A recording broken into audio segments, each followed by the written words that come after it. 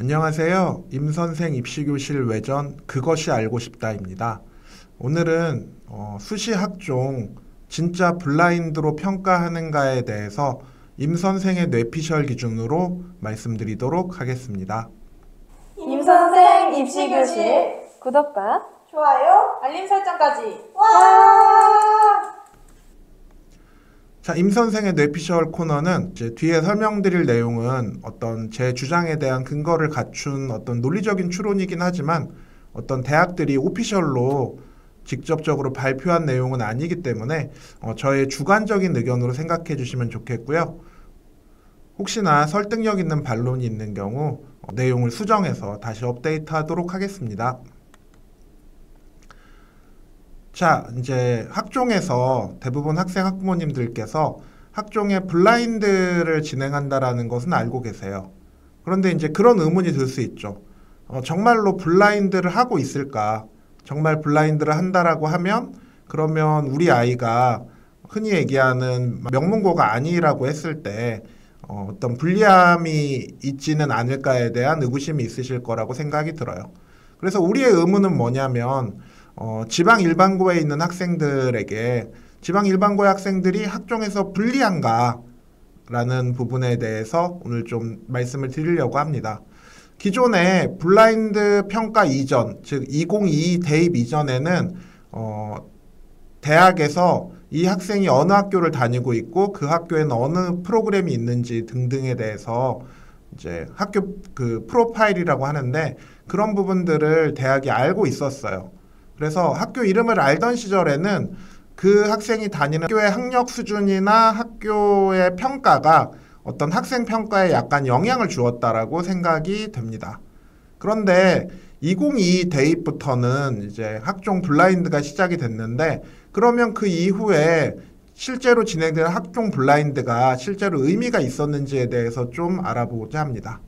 저의 이제 기본적인 뇌피셜의 가정 중에 하나는 이제 일반고, 자사고, 특목고, 이제 뭐 영재고, 과고외고, 국제고 같은 특목고 등은 학교 유형별의 차이가 등급으로 구분된다라고 이제 볼 수 있거든요.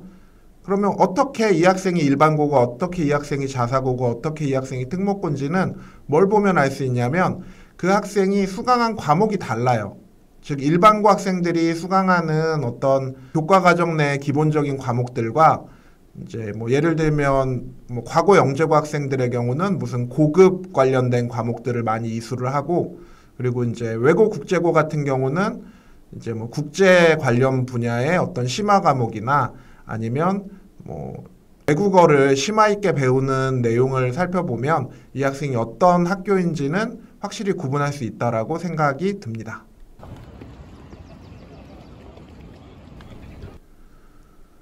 그러면 진짜로 블라인드가 진행이 되느냐, 즉 일반고와 자사고와 특목고가 어떤 동일한 기준으로 평가를 받느냐라고 했을 때 일단 학생부 종합전형에서 수시 결과를 분석을 해보면 예를 들면 서울대 수시 일반전형의 합격자 기준의 내신을 살펴보면 일반고 합격생들은 대체로 한 1등급 초반에서 1등급 중반, 좀 낮은 과는 1등급 후반이 간혹가다 붙는 경우도 있긴 한데 어쨌든 1등급 대 학생들이 합격을 하고요. 특목고의 경우는 합격생들의 내신 범위가 뭐 1등급 후반에서 뭐 2등급 대, 뭐 그 좀 낮은 학과의 경우는 한 3등급 초반대도 합격하는 경우를 확인할 수 있어요.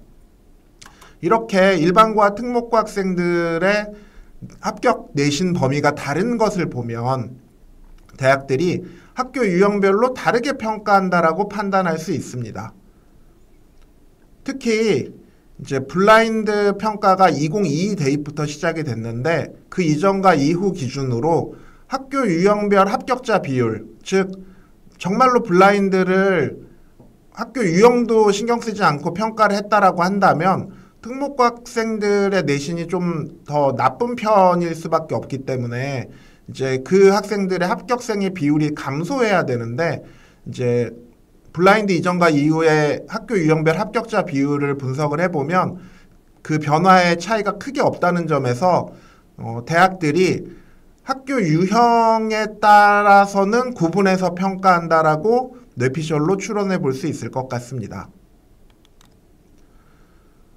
그러면 그런 블라인드는 언제 시작이 됐냐면 2019년 11월에 교육부에서 대입 공정성 강화 방안이라는 걸 발표를 하고 그에 따라서 고교 정보를 블라인드 하는 거를 확대 실시를 해서 그 전에는 면접만 블라인드였다라고 하면 이제 그 후에는 뭐 서류 평가에서도 블라인드를 적용하려고 시도를 하게 되었고요. 그래서 2022 대입부터는 블라인드 평가가 완전히 시행이 됐다라고 보시면 됩니다. 그리고 그 고교들이 대학에 보냈던 고교 프로파일을 없앰으로써 이 학생이 이제 말 그대로 블라인드로 평가받을 수 있는 기반을 마련했다라고 보시면 되실 것 같습니다. 그런데 블라인드 이전과 블라인드 이후에 서울대 합격자의 변화를 이제 분석을 해보면 이제 서울대가 입시가 끝나면 이제 수시 모집에서 그 학교 유형별 합격자 그 비율을 발표를 해요. 그래서 예를 들면 2021년도 대입에서 일반 전형의 경우에 이제 일반고 학생들의 합격자 비율이 한 28% 정도 됐었고요. 뭐 그 특목고 중에 외고를 예로 들어보자면 한 18% 정도가 이제 합격자 비율이라고 보시면 되세요. 물론 지역 균형 같은 경우는 이제 특목고 학생들은 합격자가 거의 나오지 않고요.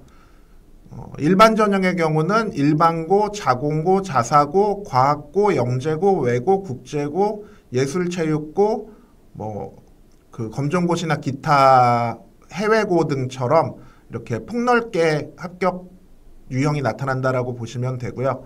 그래서 블라인드가 시행되기 전인 2021 대입에 일반고와 외고의 일반 전형에서의 합격자 비율과 2023 대입에서의 일반고와 외고의 합격자 비율을 분석을 해보면 그렇게 크게 차이가 나지는 않습니다.